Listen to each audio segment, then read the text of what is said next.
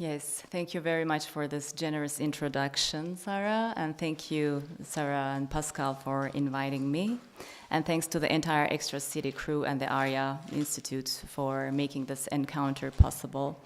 I'd also like to thank fellow presenters for the compelling examples they presented. And after these specific cases, and I think after Hakan's a bit larger expose, my intervention will be a bit more general, but at the same time quite personal. It's based on some of my earlier reflections, so it's a version of a version. A couple of months ago, I got asked by the dramaturg Nienke Scholz for a publication series they were doing on words for the future. They collaborated with Wim House for Performing Arts in Amsterdam. So I had proposed the word hope for the future, because if we're talking about the future, we need to have hope for the possibility of a future. So these are based on my reflections on hope. So I began thinking about hope on January 11th, 2016. A group of scholars representing Academics for Peace held a press conference to read the petition, "We will not be a party to this crime." The statement expressed academics' worries about the government's security operations against the youth movement of the Armed Kurdistan Workers' Party, PKK, in the southeastern cities of Turkey. They were concerned about the devastating impact the military involvement had on the region's population, civilian population. The petition also called for the resumption of peace negotiations with the PKK. In reaction, the president deemed the academics pseudo-intellectuals, traitors, and terrorist aides. 2 days later, an extreme nationalist, a convicted criminal, threatened the academics in a message posted on his website. "We will spill blood, your blood in streams, and take a shower in it." As I was composing this text, the first version of this text, I read that the indictment against the Academics for Peace became official. The signatories faced charges of 7.5 years of imprisonment under Article 7 of the Turkish Anti-Terror Act for Propaganda for Terrorism. The very same afternoon I read the news on Twitter. The moment I stepped in the building where my office is, I overheard an exchange between two men who I think are shopkeepers just downstairs. I was at the dinner with Sedat Peker. "Oh, I wish you sent him my greetings." Sedat Peker is the name of the nationalist mafia boss who had threatened the academics. I thought about the ongoing Istanbul Biennial organized around the theme, "A Good Neighbor." It's a pity that local issues such as having to live with neighbors who want to take a shower in your blood were missing there. I began taking hope seriously on July 15, 2016, the night of the coup attempt. The public still doesn't know what exactly happened on that night. Perhaps hope was one of the least appropriate words to depict the mood of the day in a context where shit had hit the fan. I'm sorry, I lack more elegant terms to describe that night and what followed. Perhaps I thought about hope because hope is something that occurs in very dark moments. It's like a flame in the darkness, not like a confidence and a promise, as the visionary writer John Berger once noted. On November 4th, 2016, Selahattin Demirtas and Figen Yüksekdağ, the co-chairs of the People's Democratic Party, the HDP, were imprisoned. 5 days later, the world woke up to the results of the US presidential election, which was not so surprising at all for us mortals located somewhere near the Middle East. I began to compile obsessively a bibliography on hope, a hope syllabus of sorts, perhaps as a response to the numerous Trump syllabi that started circulating online among academic circles. So why hope and why now? How can we release hope from Pandora's jar? How can we even begin talking about hope when progressive mobilizations are crushed by sheer force before they find the opportunity to grow into fully fledged social movements? Can hope find the ground to take root and flourish in times of market fundamentalism? What could hope mean when governments and their media spread blatant lies and black propaganda? Can hope beat the growing cynicism aggravated by the ensuing distrust in politics? In brief, are there any reasons to be hopeful despite the evidence? In what follows, in dialogue with Giorgio Agamben's work, I argue that if we are true contemporaries, our task is to see in the dark. Then I briefly review Chantal Mouffe's ideas on radical democracy to discuss how the image of a democracy to come is connected with the notion of hope as an engagement with the world instead of a cynical withdrawal from it.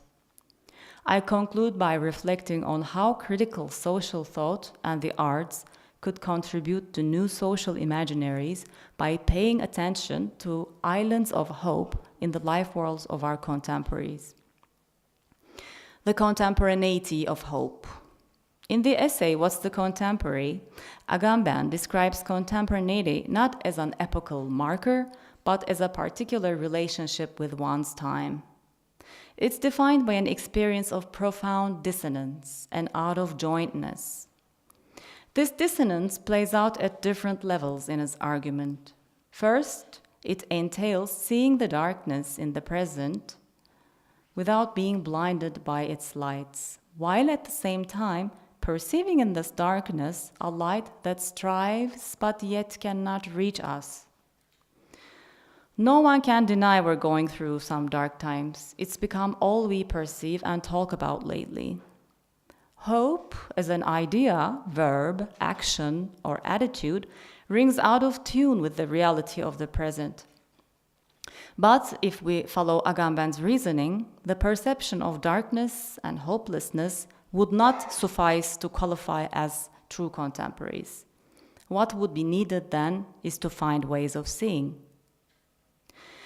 Second level of dissonance Agamben evokes is related to history and memory, which we've been talking about actually since this morning. The non-coincidence with one's time doesn't mean the contemporary is nostalgic or utopian. She's aware of her entanglement in a particular time, yet seeks to bring a certain historical sensibility to it. Echoing Walter Benjamin's conception of time as heterogeneous, Agamben argues that being contemporary means putting to work a particular relation among different times, citing, recycling, making relevant again moments from the past, revitalizing that which is declared as lost to history. These observations about historicity are especially relevant regarding hope. As many other writers and thinkers have noted, hopelessness and its cognates, such as despair and cynicism, are linked to amnesia. As Henry Giroux argues in The Violence of Organized Forgetting, under the conditions of neoliberalism, militarization, securitization, and the colonization of life worlds by the economistic logic, forms of historical, political, and moral forgetting are not only willfully practiced, but also celebrated. Just think of mainstream media's approach to the news and violence as entertainment that exploits our negativity bias and makes us lose track of hopeful moments and promising social movements. Memory has become particularly threatening because it offers the potential to recover the promise of lost legacies of resistance. The essayist and activist Rebecca Solnit underscores the strong relation between hope and remembrance. As she writes, a full engagement with the world requires seeing not only the rise of extreme inequality and political and ecological disasters, but also remembering victories such as Occupy Wall Street, Black Lives Matter, and to her list of positives, I would add the Gezi HDP victory in June 7, 2015, elections in Turkey, and the Bernie Sanders campaign in the US. And perhaps without the memory of these achievements, we can only indeed despair. Although the media continually hype the migration crises and post-truth, that also serves to disguise the fact that there is nothing so new about them, it doesn't report on the acts of resistance taking place every day. When the media finally decide to represent them, they convey these events as though they come out of nowhere. Notice the words eruption in media discourse when an uprising happens. For instance, as Stefan Zunes illuminates, the Arab uprisings were the culmination of slow yet persistent work of activists. Likewise, although it became a social reality larger than the sum of its constituents, the Gezi uprising was the culmination of earlier local movements such as the Taksim Solidarity, local environmental and anti-gentrification movements. These examples ascertain that little efforts do add up, even if they seem insignificant. We need to be willing to come to terms with the fact that we may not see the results of our work in our lifetime. In that sense, being hopeful entails embracing uncertainty, contingency, and a non-linear understanding of history. It also entails a tragic wisdom of sorts for that reason. Radical politics and social hope. Over a series of works since the mid-90s, Chantal Mouffe with Ernesto Laclau has challenged existing notions of the political and called for reviving the idea of radical democracy. Drawing on Gramsci's theory of hegemony, Mouffe places conflict and disagreement rather than consensus and finality at the center of her analysis. While politics for Mouffe refers to the set of practices and institutions through which a society is created and governed, the political entails the ineradicable dimension of antagonism in any given social order. We're no longer able to think politically due to the uncontested hegemony of liberalism, where the dominant tendency is a rationalist and individualist approach that's unable to come to terms with the pluralist and conflict-ridden nature of the social world. This results in what Mouffe calls the post-political condition. The central question of democracy can't be posed unless one takes seriously this antagonistic dimension. The question is not how to negotiate a compromise among competing interests, nor is it how to reach a rational, fully inclusive consensus. What democracy requires is not overcoming the us-them distinction of antagonism, but drawing this distinction in such a way that's compatible with the recognition of pluralism.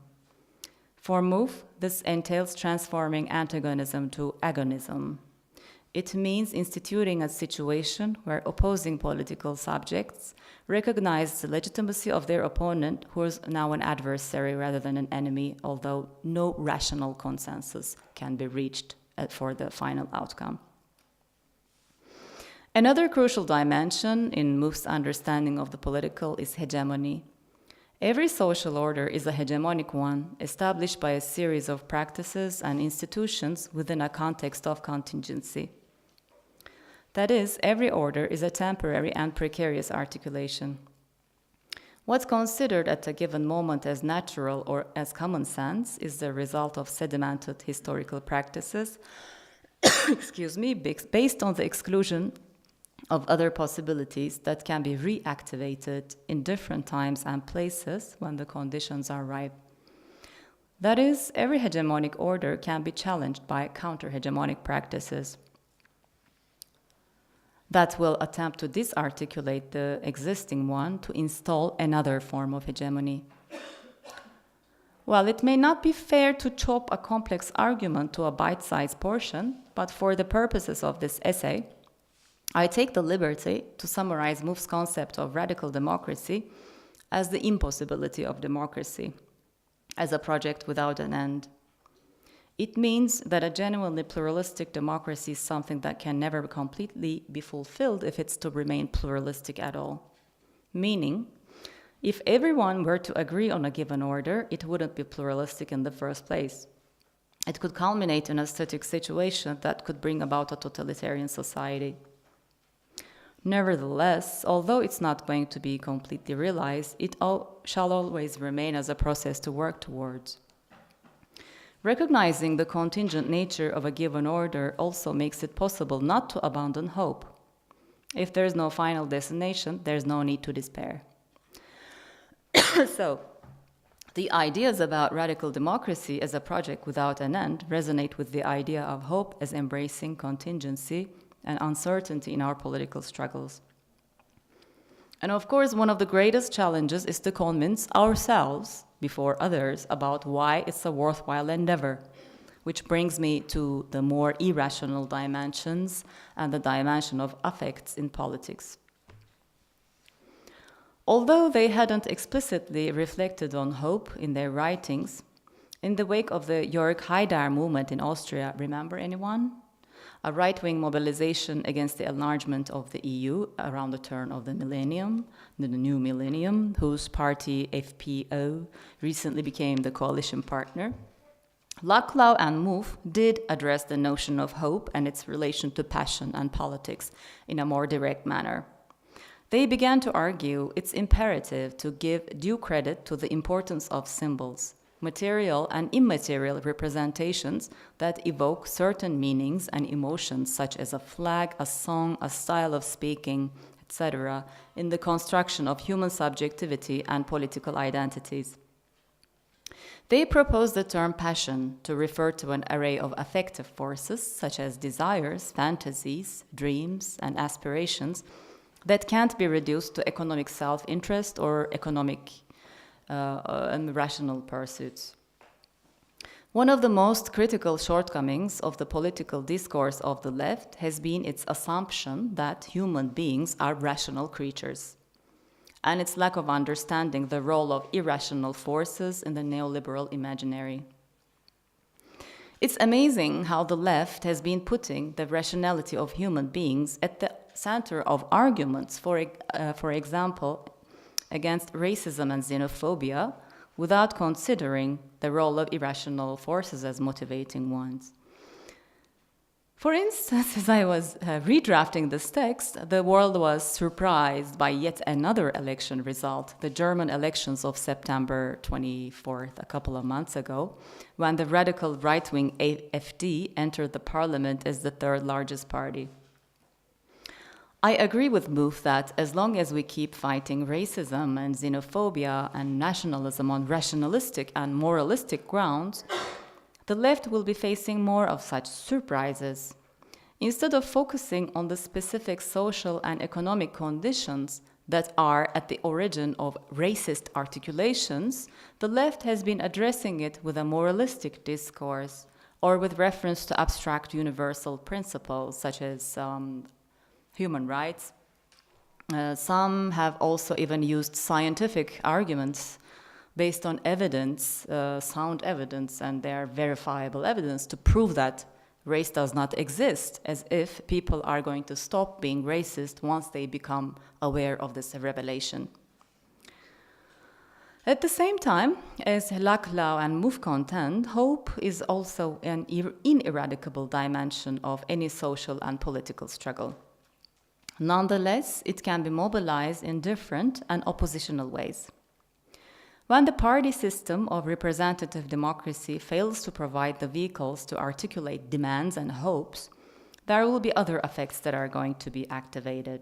Hopes will be channeled to alt-right movements and religious fundamentalisms, Laclau and Mouffe suggest. However, I argue that it's not only hope that the right wing mobilizes. Even if it's hope, it's an anti-social kind of hope, as the historian Ronald Aronson recently put it in a book that I'll recommend. It's called We, Reviving Social Hope. To open a parenthesis here, I think rather it's not only hope, but more importantly, the human inclination for illusion that the right wing exploits. During the Gezi protests in June 2013, I realized it would be a futile effort to appeal to reason to explain Erdogan supporters what the protests were all about. How could one explain that it was not a coup attempt or a riot provoked by foreign spies? Dialogue is possible if all sides share at least a square millimeter of common ground, but this was far from the case. On June 1st, 2013, the then Prime Minister and the pro-government media started to circulate a blatant lie, now known as the Kabatash lie. Allegedly, a group of topless male Gezi protesters, clad in black skinny leather pants, attacked a woman in a headscarf across the busy Kabatash port. I don't think even Erdogan supporters believed it, but what was most troubling is that it didn't matter whether it was true or not. The facts were irrelevant. The anti-Gezi camp wanted to believe it. From that moment on, it became imperative for me to revisit the social psychology literature as mere sociological analysis or political interpretations failed to come to terms with the phenomenon. I found out Freud, our old friend, had a term for it. It's called illusion. Although Freud's concept of illusion is mostly about religion, it's also a useful concept to understand the power of current political rhetoric. In everyday language, we understand illusions as false beliefs or optical distortions. Departing from this view, Freud argues that illusions are beliefs we adopt because we want them to be true. Otherwise, our whole concept of reality, our sense of self, is shattered. For Freud, illusions can be either true or false. What matters is not their veracity or congruence with reality, but their psychological causes. Religious beliefs fulfill the deeply entrenched, urgent wishes of human beings as inherently fragile, vulnerable creatures. People hold on to beliefs as such as an antidote to their helplessness. Granted the psychological inclination for seeking a source of power for protection, it's not surprising that the right-wing discourse stokes these feelings of helplessness and fear continuously and strives to infantilize populations, rendering people susceptible to political illusions. As the philosopher of psychology David Livingstone Smith asserts, the appeal of Trump and other elected demagogues across the world, as well as the denial that they could win the elections, come from the same psychological source, namely Freud's concept of illusion. We suffer from an illusion when we believe something is the case because we wish it to be so. In other words, illusions have right-wing variants and left-wing variants. Perhaps the overblown confidence in the hegemony of reason has been the illusion of the left. Critical social thought, art, and hope. As someone who traverses the social sciences and the arts, I observe both fields do practice ways of critical thinking that expose the contingent nature of the way things are. However, sometimes there's a lot of focus on the darkness of the times for the sake of being critical. When, for instance, a recent public symposium on current issues in the contemporary dance field became a collective whining session. I wonder if at times like this we may be contributing to the aggravation of cynicism that's become symptomatic of our times.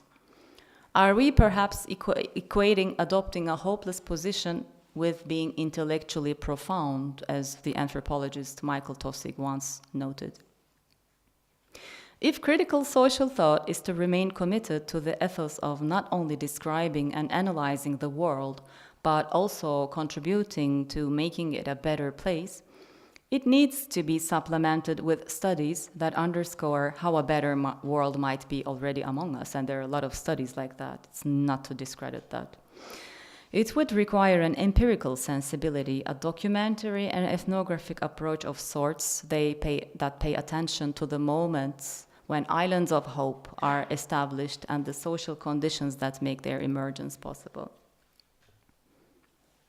For a non-cynical social and artistic inquiry, one could explore how communities make sense of their experiences and come to terms with defeat and trauma, and a lot of the projects that we have been putting as examples here, Tandem and the creative memory of the Syrian, they are actually as part of this probably.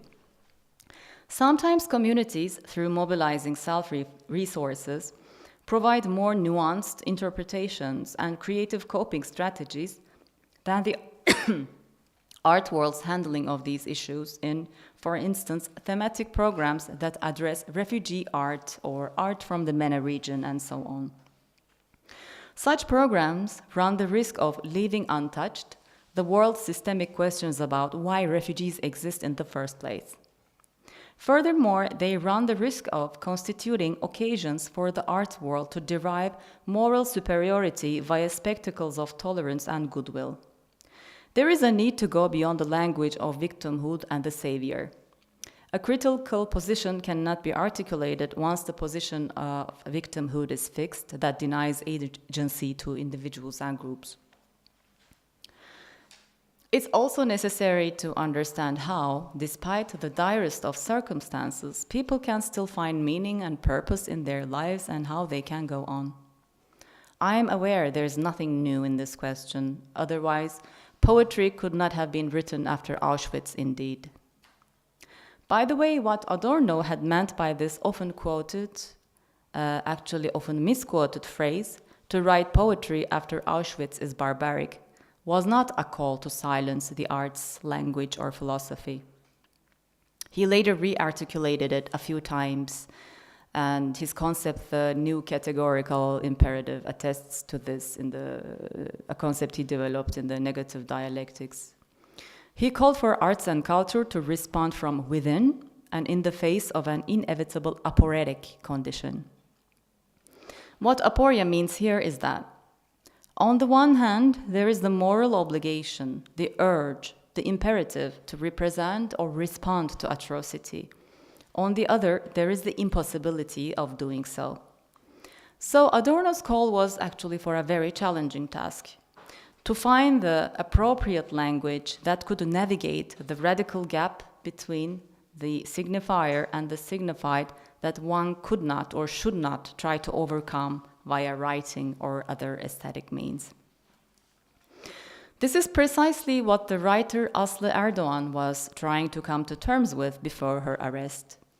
She was a member of the advisory board of the pro-Kurdish daily newspaper Özgür Gündem, Free Agenda, is the literal translation. And she was detained on August 16, 2016, on charges of membership to a terrorist organization and for undermining national unity. She remained in prison for some 5 months.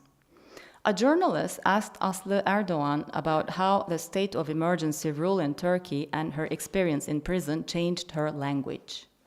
She said, in fact, one of the texts that was used in my prosecution was exactly about that.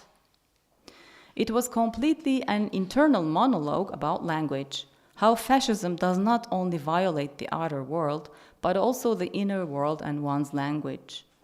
So how to find the language that reflects what this violence was and still is one of her concerns, and she even misquotes Adorno in that interview. Currently, Aslı, I don't want to pronounce her last name anymore because it reminds me of somebody else. She's at a loss for words and not able to write, for she's suffering serious post-traumatic stress disorder. But she feels a strong urge and indebtedness to tell the stories of her ward mates, the female political prisoners from Cell 9 at Bakırköy Women's Prison. In her novels and newspaper columns, Aslı has reflected human tragedy and told the stories of the silenced others in a non-didactic, non-pedagogic way. Perhaps this is why she was arrested, because with her writing, she did not merely write that people were being killed in the cellars in the southeast, but could make people smell the burnt flesh. It also struck me that in Turkey, while journalists and writers, the truth tellers, and the storytellers are being imprisoned, jailed politicians are turning into storytellers. Selahattin Demirtas, the co-chair of the People's Democratic Party, began writing stories, short stories in prison that culminated in the recent publication Seher. The choice of the book's title is also telling. In Turkish, Seher means the brief period, the fleeting moment just before dawn when the night begins to change into day. At times like ours, the redemptive and therapeutic dimensions of art become equally crucial to its function as social critique. Poesis, as the creative act that affirms our humanity and dignity to rework trauma into symbolic forms, gains renewed significance. In The Human Condition, political philosopher Hannah Arendt addresses storytelling as part of the political struggle. Much of what she wrote after she went to the US in 1941 as a refugee bears the mark of her experience of displacement and loss. And it's at this time when she offers invaluable insights to the almost universal impulse to translate overwhelming personal and social experiences into forms that can be reworked and voiced in the company of others. Arendt considered storytelling as a mode of purposeful action, praxis that simultaneously discloses our subjective uniqueness and intersubjective connectedness to others. Numerous anthropologists of violence like Michael Jackson and Valentin Daniel also point to storytelling as a vital strategy for sustaining a sense of agency in the face of disempowering circumstances. The critical question for me today is, can artists, curators, and social thinkers bring to life the stories that are waiting to be told in all their nuances, messiness, with all the challenges they pose for articulation, in all their irreducibility to soundbites, unlike those curated stories that follow the template of individual victories or entrepreneurial accomplishments? I conclude my reflections on hope with a quote from Arundhati Roy. Writers imagine they cull stories from the world. I'm beginning to think vanity makes them think so, that it's actually the other way around. Stories cull writers from the world. Stories reveal themselves to us. The public narrative, the private narrative, they colonize us, they commission us, they insist on being told. And I leave it to you to imagine the shapes it could take, and thank you very much for listening.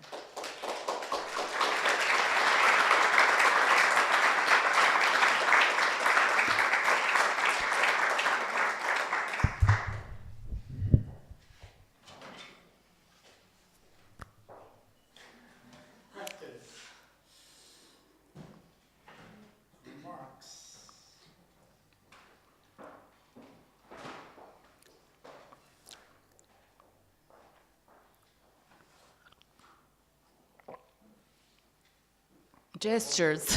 Hopeless. No, Helpless? Yes, Did you say helpless? I said, Hopeless. I said hopeless. Yeah, I was wondering, how do you understand hope? In that sense, that it can be also, and I think even it is easily manipulated, the feeling of hope. Mm-hmm. And I was thinking while you were talking about it, especially at the book of Luc Boltanski and Yves Chiavello, the New Spirit of Capitalism, which they say, in fact, when you look at the dynamics of liberalism as an ideology, it plays with a hope for freedom, and it promises this again and again, and it goes always in a circle, like it promises freedom, but then it comes always in the question of security. Because when everybody is free, then we have a problem. And so it is also playing with this hope, and I had the feeling that you position hope as something, almost only positive or something like that, or Yeah, I was thinking that there are, of course, a lot of utopias or things to hope for, and you can easily. Well, actually, I was trying to compile a sociology of hope, and some sociologists were really negative about hope, and some were positive. Whereas what needs to be articulated is this kind of, which I found from Ronald Aronson in this very recent book that came out, which is, the kind of hope that I think right-wing mobilizes, and the liberal discourse in general is the promise of an individual kind of hope, accomplishment, careerism, entrepreneurship, whereas the left-wing variant is more based on principles of equality. It's not the hope for freedom for the individual, but for the collectivity. So that's the part that I did not quite elaborate, but the kind of hope that I'm actually talking about is the social hope, not the anti-social hope of, I want to be wealthier, I want this, but which is, and it's usually been the abode of the left and not the right for demanding social hope and equality and freedom for all, not for certain groups only. And what do you mean by social hope? Or do you mean hope for social? So, yeah, actually that's also a good question, because the social has been dissolved, like Margaret Thatcher's quote, there is no society, there are only individuals, is actually the paradigmatic turn of what happened in the last 2.5 decades. That's what I mean by moments such as Occupy and Gezi uprising and Bernie Sanders campaign could be considered. Also Black Lives Matter and feminist movement. These are moments of social hope, because it's not mobilization for the enhancing or keeping the privileges of a certain group, but emancipation for all. I don't know if I'm being clear, but it can definitely be elaborated. I think it's for me, I really went into reading cognitive psychology and social psychology, because for me, unfortunately, fear becomes the overriding emotion. It's a stronger emotion because it's really, as you said, more connected to survival and security. And although, for example, the HDP movement had mobilized in a very cheerful and creative campaign for the 7th of June elections in 2015, it was a very hopeful campaign. And I think with the promise of life instead of death, that was an advantage. And then bombs started exploding. And in that atmosphere, people want the status quo to continue. And even if they do not endorse let's say Erdogan or a strong right-wing leader's policies, they tend to gather around the strong leader. They look for the father figure to protect them against that. So, and there are ways to override fear, there are ways to override the limbic system's reactions to more cognitive capacities. But it's very difficult because it also requires more socialization, education, well-education, rational thinking. And in a context where they are being eroded, that becomes even more difficult. But yeah, so we were talking yesterday in an informal dinner talk, like how to find the equivalent of a strong, like a fear response for a left-wing politics. Like how can the left break the monopoly of fear being used by the right? What would be a left-wing fearful scenario? But that doesn't quite work if we think of it as like the climate and environmental catastrophes, because otherwise, like smoking cigarettes, people know it's dangerous, but not in the short run, and they keep smoking. So the consideration for the climate change is the same, because it's a long-term thing. It doesn't create that survival thing in the here and now. So it is a very challenging thing to make a politics for hope. That's why I'm also saying it entails something like sort of like a tragic wisdom, because I know that I will not be able to see the culmination of my efforts in my lifetime, but it's sort of like a letter to the future, like sending a message in a bottle to the future. It's sort of like a tragic wisdom of knowing the limitations and the contradictions of the human being. And I also read a lot about this evil, Philip Zimbardo did a series of experiments after the Second World War, actually following the Milgram experiment for following authoritarian personality. He tried the Stanford prison experiment, and then he had to stop the experiment because the guardians were so much into their role that they were really performing atrocities to individuals, so this experiment had to be stopped. And his main argument, main thesis is that ordinary people in extraordinary circumstances can do evil deeds.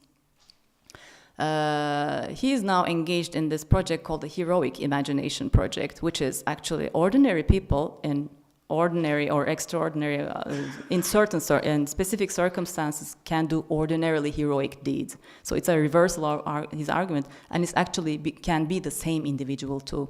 So I think it's also good to acknowledge the position that a non-dualistic thinking, like evil and good are separate things, and we are seeing the fight of dark forces against enlightenment, but it can be embodied within a single individual or a single ideology. So I think it's also a tragic wisdom to acknowledge that contradiction, because I mean it depends. They can be activated. I mean, Erdogan supporters, yeah, we do have a problem with them, but at the same time, they were also, I mean, political power is also very performative. So this was also created, the conditions were created. The same individual who is doing that can also be saving somebody from police violence in the middle of Taksim Square. And I think this is what has kept a very complicated, heterogeneous society alive and living without falling into civil war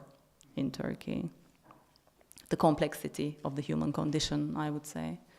I mean, I don't have answers, really. These are preliminary reflections.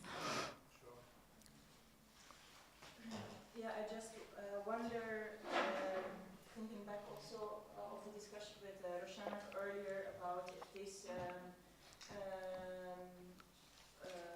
ideals are not belonging to an exclusive elite, if we should not sometimes in our circles think more exclusive and more elitist, because when I hear you speaking about the illusions and hope, in a way I think hope can also be seen as one of those illusions. If I think of, for instance, members of the alt-right movement and being asked about their motivation to be part of that movement, it's because they also have a sense of exclusion, of being threatened by people of color, by women. So they also feel like they need to emancipate themselves. So if we have to not be more precise about the agenda, actually. Like these concepts are very fluid and depending on the ones one Yes. is using. Certainly. I mean, it depends on there needs to be an agenda, there needs to be a vision, there needs to be a social imaginary before organization. And we were also talking about that. We shouldn't be fetishizing organization for its own sake, mobilization for its own sake, but it should be, that's a challenge. But I think like Benjamin's understanding of history, like certain moments are redemptive moments, like the returning moments, like Gezi, like even if Gezi failed as a social movement, it was a powerful and potent moment that left an important cultural legacy, which exposed, even in the post-coup attempt protests in support of Erdogan, actually there was a survey that documented that these people, 50% of the people who were on the street were party members. So it was not as a spontaneous thing as the Gezi uprising was.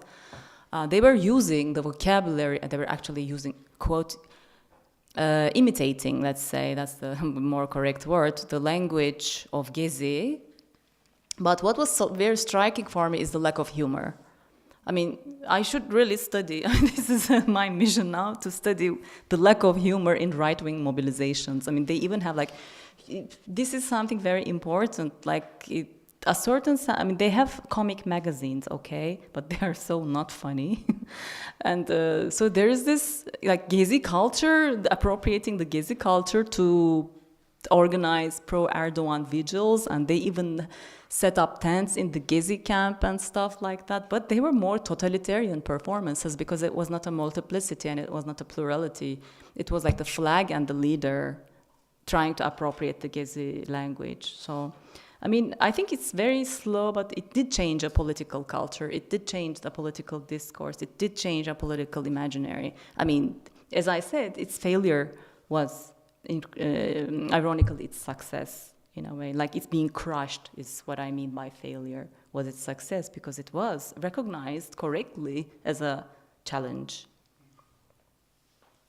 I think the difference resides in the relationality to power and the government, the state. That's why I found Roshanak's comment very valuable when she said the pre-Erdogan times were not democratic. Of course not, because democracy, Turkish state has never been democratic and has never been secular. Democracy can only be defined in the opposition, in the activity of the opposition. I think that's what Hakan was explaining. And we thought, some of us thought in the beginning that Erdogan's government was a rupture from the past Turkish state tradition. I also had this illusion. We were fighting about it. Maybe the discourse was different, but it was a continuation of the Turkish state's totalitarian traditions. That's why I have a problem with calling them Islamists anything different than totalitarian. No, I'm not talking about, I'm talking about the general, discourse about it, because it has a tradition that predates Islamism. I'm definitely not the advocacy of course, Islamism, but I'm saying that analytically that also doesn't make sense. So that calling the Islamists the fanatics, totalitarian, all the things that the secularists in the region call Islamists. That was my entire point. Okay. That's not supporting, what he does. I'm just saying that, it has a tradition that predates exactly Erdogan. So it's not just because of Islamism that democratic structures are falling apart. Yes. They were in that place at the beginning. Yes. They were excluding a different group. Now they're excluding the secularists. Before the Islamists were excluded. So it's the game that's been played in Iran and other regions as well. So. No, but I think of course, I try to kind of quote Weber a little bit, like a Protestant ethic and capitalism. Right? The rise of neoliberalism in Turkey is directly related into the Islamization, the green belt, like the rise of conservatism and the neoliberalism, beginning of 80s. They grow together. You cannot identify without identifying each other. I think we should name the names, right? We cannot escape, like for instance, Mike Pence, the American recognition of Jerusalem as the capital of Israel cannot be understood if you do not recognize that Mike Pence is an evangelic fanatic. You cannot understand that political move with any kind of rational explanation. Because they have an agenda, they are waiting Jesus to come with white donkey. Right? This is a fact. I mean, this is a fact that they are waiting for it. These facts that they are believing in something are very powerful. I think we should not undermine, I take it seriously, don't take me wrong. When I say Islamist fascists, they are seriously believing in the notion that a girl can get married at 9 years old. And we are having debates last 3 months about it. Because the state agency, which is responsible with the religious affairs, declared that girls can get married at the age of 9. Because in Muhammad got married. Exactly, yeah. Period. I mean, this is what we are dealing with. This is Hanatism 101. Right? That's we cannot deal with this kind of irrationality by being politically correct to that. We have to identify religious fanatics as religious fanatics and deal with that as it is. Like I did. I agree with the Turkish state apparatus, and I agree with the state apparatus in general. Last 150 years, modern state apparatus has dealings in shady actions and whatever they do, that we recognize the issues of the state. But we cannot give up the idea of the secularism just because the secular state, so-called secular state, did something wrong. Without secularism, without a doubt now I'm saying it, there is no democracy.